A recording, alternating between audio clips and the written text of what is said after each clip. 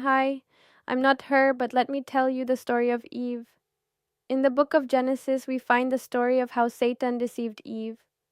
The serpent, representing temptation, cleverly convinces Eve to eat the forbidden fruit, leading to humanity's fall. This narrative is key in Jewish, Christian, and Islamic traditions, highlighting themes of temptation and disobedience. Adam and Eve were the first humans created by God, placed in the Garden of Eden, a paradise where they could live in peace and communion with God. They were allowed to eat from any tree except one. But of the tree of the knowledge of good and evil you shall not eat, for in the day that you eat of it you shall surely die. Genesis 2:17. Enter the serpent, a cunning creature described as more subtle than any other beast.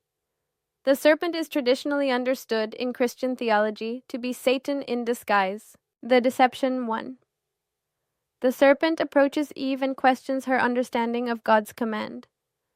Did God actually say, "You shall not eat of any tree in the garden"? 2. Eve responds correctly at first, saying that they can eat from all trees except the one in the middle of the garden. She adds, "You shall not eat it, nor shall you touch it, lest you die."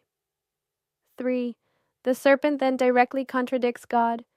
"You will not surely die, for God knows that when you eat of it your eyes will be opened and you will be like God, knowing good and evil." 4. Eve is tempted. She sees the fruit is good for food, pleasing to the eye, and desirable for gaining wisdom. 5. She eats the fruit and gives some to Adam, who also eats. This act of disobedience is referred to as the fall of man, introducing sin and death into the human experience. Key themes and interpretations. Satan's strategy. He cast doubt on God's word, twisted the truth, and appealed to pride and desire.